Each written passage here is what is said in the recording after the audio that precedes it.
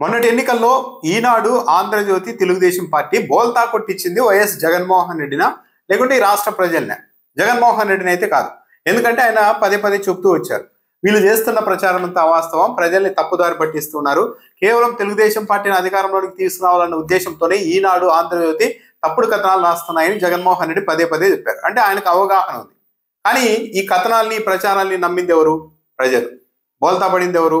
ప్రజలు. ఎందుకు ఇది చెప్పాల్సి వస్తుంది అంటే, జగన్మోహన్ రెడ్డి హయాంలో మంగళవారం వస్తే చాలు ఈనాడు, ఆంధ్రజ్యోతి పత్రికలు అమ్మో మంగళవారం, అప్పుడే వచ్చిందా మంగళవారం, అప్పు లేకుంటే పూట గడవదు అంటే రకరకాలుగా రాస్తూ 15 లక్షల కోట్లు అప్పు చేశారు, శ్రీలంకకు దగ్గరగా ఉన్నాం, ఆల్రెడీ మనం సోమాలియా అయిపోయాం అంటే ఇలా రకరకాలుగా రాస్తూ వచ్చారు.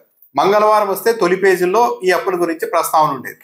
దేశంలో అన్ని రాష్ట్రాలు వారం వారం అప్పులు చేస్తూ ఉంటాయి. జగన్మోహన్ రెడ్డి ప్రభుత్వం అప్పులు చేసినప్పటికీ కూడా లేదు, ఈ ప్రపంచంలో ఎవరు చేయనన్న అప్పులు జగన్మోహన్ రెడ్డి చేస్తున్నారంటూ తొలి కథనం రాస్తూ వచ్చేవాళ్ళు ఈనాడు, ఆంధ్రజ్యోతిలో.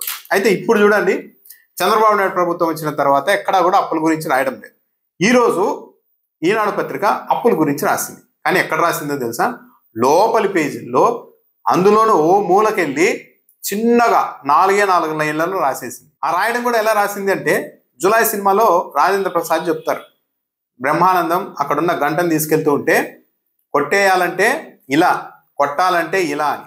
ఈనాడు కూడా అంతే. జగన్మోహన్ రెడ్డి హయాంలో అప్పుల గురించి రాయాలంటే శ్రీలంక, సోమాలియా దగ్గర మొదలు పెట్టాలి. అదే మన చంద్రబాబు నాయుడు గారి విషయంలో అయితే ఎలా రాయాలి అంటే చూడండి ఎంత బాగా రాశారు. 5 నెలల్లో 1,17,000 కోట్లు ఆగస్టు వరకు రాష్ట్రానికి సమకూరిన నిధులు ఇవి అంటే చూసే వాళ్ళకి వెంటనే ఓహో 5 నెలల్లో 1,17,000 కోట్ల రూపాయలు రాష్ట్రానికి డబ్బులు ఆదాయం రూపంలో వచ్చిందేమో అని అనుకుంటారు. కానీ కాగ్ లెక్కలు విడుదల చేసిందంట, ఈ ఆర్థిక ఏడాది ఆగస్టు వరకు అంటే 5 నెలల కాలంలో 61,578 కోట్ల రూపాయలు రెవెన్యూ రాబడి దక్కింది. రాష్ట్రానికి రెవెన్యూ రాబడి అంటే ఇది ఆదాయం. అదే సమయంలో 5 నెలల్లో 55,932 కోట్ల మేర రుణాలు సమీకరించారు. ఇంతకుముందు అయితే జగన్మోహన్ రెడ్డి చేతిలో, రాష్ట్ర చేతిలో చిప్పబెట్టి ఆర్బీఐ దగ్గర అడుక్కుంటూ ఉన్నారు, రాష్ట్రాన్ని నాశనం చేసేసారండి అంటూ రాశారు. కానీ ఇప్పుడు మాత్రం చూడండి, అప్పులు 5 నెలల్లోనే 55,000 కోట్ల రూపాయలు అప్పు చేస్తే 5 నెలల్లో దీన్ని రాష్ట్రానికి సమకూరిన నిధులు 55,932 కోట్ల మేర రుణాల సమీకరణ అలా రాస్తూ వచ్చారు. సరే, 5 నెలల్లో 55,932 కోట్ల రూపాయలు అప్పు చేశారంటే నెలకెంత? 11,187 కోట్లు. అంటే రోజుకి 372 కోట్ల రూపాయల అప్పును రాష్ట్ర ప్రభుత్వం చేస్తోంది. గంటకు 15.5 కోట్లు అంటే 15.5 కోట్ల రూపాయలు ప్రతి గంటకు అప్పు తెస్తూనే ఉంది. నిమిషానికి 25 లక్షలు. ఈ వీడియో చూసే లోపే మన రాష్ట్ర అప్పు మరో 1 కోటి రూపాయలు పైగా పెరిగిపోయి ఉంటుంది. 1-2 కోట్లు పెరిగిపోతుంది.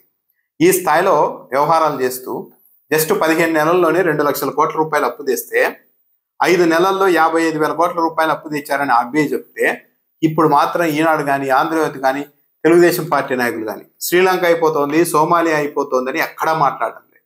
ఈనాడు అయితే మరీ దారుణంగా అప్పట్లో తొలి పేజీలో పెద్ద పెద్ద కథనాలు రాసేసి భయపెట్టేసి అందరినీ, ఇప్పుడు మాత్రం ఎక్కడో లోపలి పేజీలో అందులోనూ ఓ మూలకెళ్ళి చిన్నగా 4 లైన్లు రాసేసి, అది కూడా అప్పు తెచ్చేస్తున్నారని కాదు, అప్పు సమీకరించారు, నిధులు వచ్చాయి అని ఇలా చాలా పాజిటివ్గా రాస్తూ ఉన్నారంటే, ప్రజల్ని 5 ఏళ్ల పాటు ఇలా ప్రచారంతో, ఇలా మీడియా బలంతో ఈ అప్పుల విషయంలో ఎంత వెర్రి పప్పల్ని చేశారో ప్రజల్ని దీన్ని బట్టి తెలుసుకోవచ్చు.